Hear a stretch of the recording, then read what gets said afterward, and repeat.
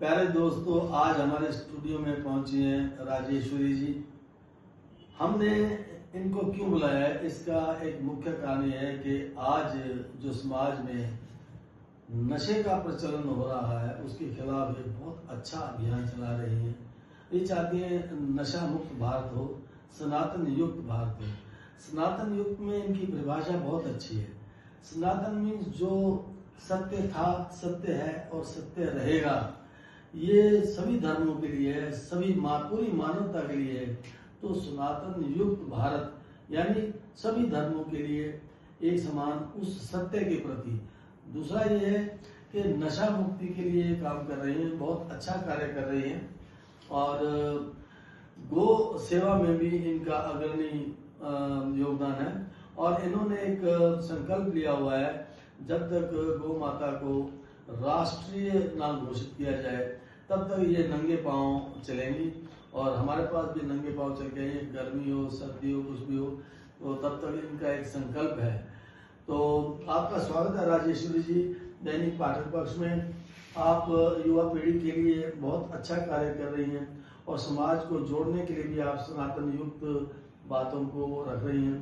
तो आप एक प्रचारक के रूप में, तो आपको कहाँ तक सफलता मिली है नशा मुक्ति अभियान में? पहले तो आप सभी को राधे राधे, ओम नमो नारायण। आपका बहुत बहुत धन्यवाद जो आज आपने मुझे पाठक पक्ष की ओर से एक मंच दिया है कि मैं अपनी बातों को रख सकूं, अपने धर्म का प्रचार प्रसार कर सकूं और नशा मुक्ति पर भी हम बात कर सकें। तो जहां तक बात रही नशा मुक्ति की, आज के समय में भारत का जो युवा है ना, नशे की गर्क में फंसा हुआ है, दलदल में फंसा हुआ है। हर तरह के इशू के लिए, हर तरह के साइकोलॉजिकल इशू के लिए जो है युवा जो पीढ़ी है वो नशे की ओर जा रही है। और इतना ज्यादा एडिक्शन है कि अभी मैंने रिपोर्ट पढ़ी थी हमारी सरकार की ही, तो उसमें पता लगा कि 10 करोड़ से ऊपर व्यक्ति, जिसमें कि युवा पीढ़ी ज्यादा है, नशे के जाल में फंसी हुई है। तो जो हम कार्य कर रहे हैं भाई भवानी सिंह जी ने महाशक्ति चैरिटेबल ट्रस्ट के अंडर एक सेना बनाई जिसका नाम है नशा मुक्ति सेना, जो ऑल इंडिया लेवल पर नशा मुक्ति का कार्य कर रही है। अभी मैं फिलहाल जिला प्रभारी हूँ नशा मुक्ति सेना फतेहाबाद की, और हमारी ये सेना का हिसार में भी टीम गठित हो चुकी है और अभी सिरसा में गठन होना है। तो इसी प्रकार से हम प्रत्येक डिस्ट्रिक्ट में और प्रत्येक स्टेट में जाकर के नशा मुक्ति के। क्या आपने राजेश्वरी जी को टारगेट रखा है कि ये बच्चे हैं, इन बच्चों को हमने नशे से छुड़ाया है, इन बच्चों को हमने छुड़ाया है? जी, भाई भवानी सिंह जी ने अब तक हजारों बच्चों का नशा छुड़वाया है, उनको रिहेबिलिटेट किया है और समाज में वापस से रिलोकेट किया है एक अच्छा जीवन दे करके। और जो सनातन युक्त भारत का है आपका जो संकल्प है, उसके लिए क्या कर रहे हैं आप? जी, जहां तक बात रही सनातन की, सनातन युक्त करने की भारत को, तो उसके लिए सबसे पहले तो क्या है कि मैं अपने सनातन का प्रचार प्रसार कर रही हूँ। और वो कैसे कर रही हूँ कि मैं कथावाचक हूँ, तो मैं कथाओं के माध्यम से ईश्वर की भक्ति का गुणगान करती हूँ, लोगों को समझाने की कोशिश करती हूँ और वो कथाएं भी मैं निःशुल्क करती हूँ। तो आप ईश्वर के स्वरूप को किस प्रकार व्याख्या करेंगे? देखिए, ईश्वर की लोग व्याख्या कर देते हैं, लेकिन मेरा जो अनुभव है ईश्वर के प्रति, जो मेरी अभिव्यक्ति है, वो ये है कि मैं उसको व्यक्त नहीं कर सकती। ईश्वर को कोई वर्णन ही नहीं कर सकती ईश्वर का, मेरे पास शब्द नहीं है, क्योंकि ईश्वर को कोई चीज नहीं है, कोई साधारण शक्ति नहीं है। ईश्वर सर्वश्रेष्ठ हैं, उनको मतलब आप ना तो जान सकते हो ना देख सकते हो, वो एक अनुभूति है, तो उनके लिए शब्द हो ही नहीं सकता। अव्यक्त है, व्याप्त है, और ऐसे व्याप्त है जिसका पता ही आप लगा नहीं सकते। फैलाव है उनके भीतर, तो आप जान ही नहीं सकते क्या है। तो इसीलिए मैं उनको शब्दों में बांध ही नहीं सकती। ईश्वर एक ऐसी आप कह लीजिए एनर्जी है, हाईएस्ट एनर्जी है, हाईएस्ट चेतना है, हाईएस्ट चेतना, जिसको आप बांध ही नहीं सकते शब्दों के अंदर। तो इसलिए मैं उसकी व्याख्या कर ही नहीं सकती, और ना मेरी इतनी औकात है कि मैं ईश्वर को वर्णन कर दूं या उनकी डेफिनेशन दे दूं। क्या कभी कोई जो है मनुष्य भी ईश्वर का रूप ले सकता है? जी देखिए, वैसे तो जहां तक मैंने समझा है अपने अध्यात्म के अनुभव से मैं बता रही हूँ कि ईश्वर ना एक महासागर है। उस महासागर की छोटी छोटी बूंदे हम हैं, और हम हमेशा उस चक्र में रहते हैं। जैसे जिस प्रकार से वर्षा होती है ना, वर्षा होती है, जल का भराव होता है और फिर से वो वाष्पीकरण के माध्यम से फिर से वो वापस जाता है, फिर वो सागर में मिलता है। तो यही प्रोसेस ना एक मनुष्य के जीवन में चलता है। लेकिन किसी मनुष्य का ईश्वर हो जाना या उसके समकक्ष भी हो जाना, ये मैं नहीं मानती कि हो सकता है कि कोई मनुष्य ईश्वर बन जाए। हाँ, हम उसके आंशिक तौर पर एक पॉइंट आयोटा हैं, जरूर है उनके, क्योंकि उनके अंश है, देखिए उनकी कृति है, उन्होंने अपने हाथों से या जैसे भी कह लीजिए अपने हम उनकी क्रिएशन है, उन्होंने हमें बनाया है। तो कहीं ना कहीं देखिए हमारे भीतर उनका अंश तो है ही। लेकिन ये कह देना कि एक पूरी तौर पे एक मनुष्य ईश्वर बन जाएगा या ईश्वर हो सकता है, तो ये मैं नहीं मान सकती। आपकी बात को बढ़ाते हुए मैं ये कहना चाहता हूँ कि एक छोटी सी परिभाषा आती है, अमृतस्य पुत्रा अमृता संभवम, कि तू अमृत पुत्र है ये मनुष्य, तू वैसा बन, you can not be God but like him. तुम उसके तरह से बनो, ना कि तुम ईश्वर एक है, एक ही रहेगा।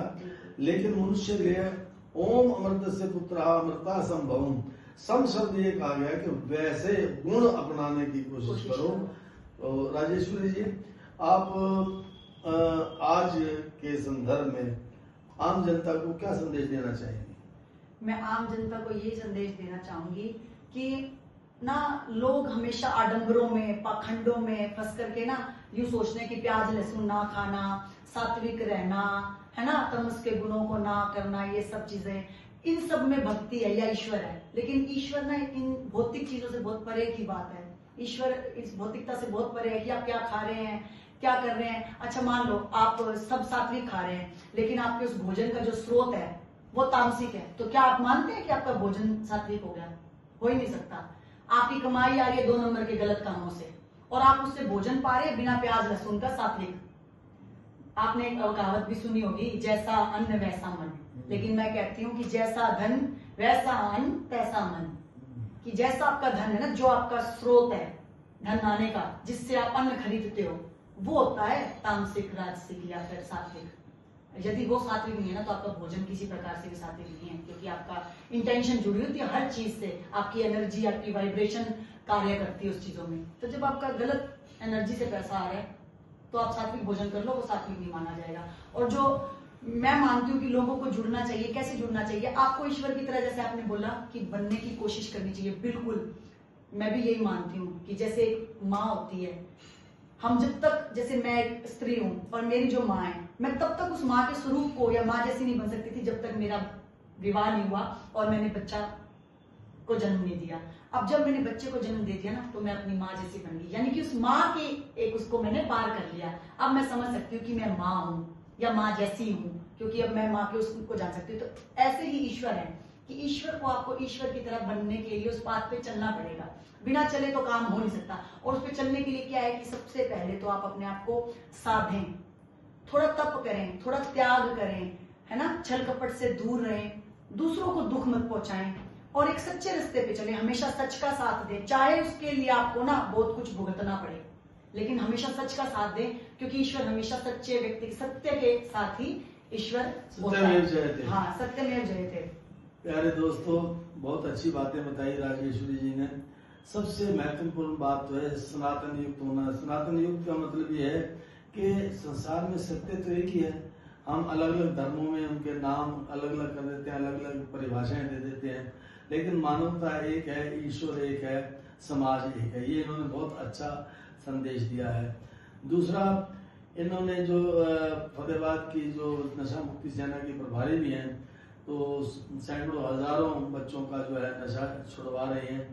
तो इसमें इनका साधुवाद और परमात्मा इन्हें इसमें सफलता प्रदान करे।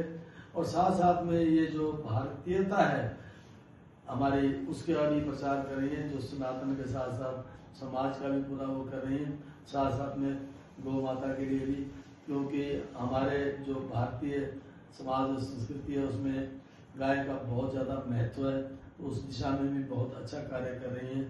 तो हम इनका बहुत बहुत, आपका राजेश्वरी जी बहुत बहुत धन्यवाद। आप आए, हमारे दर्शकों और पाठकों को आपने बहुत अच्छा संदेश दिया। हमारी परमात्मा से प्रार्थना है कि आप अपने जीवन के उद्देश्य में सफल हों और आपको पूरी सफलता प्रदान करें प्रभु। राजेश्वरी जी, एक मंत्र और भजन की कुछ पंक्तियां हो जाएं। जी, मैं आपको पंचाक्षर मंत्र की कुछ पंक्ति शुरुआती सुनाती हूँ। ओम नागेंद्र हाराय त्रिलोचनाय भस्मांगरागाय महेश्वराय नित्याय शुद्धाय दिगंबराय तस्मै नकाराय नमः शिवाय।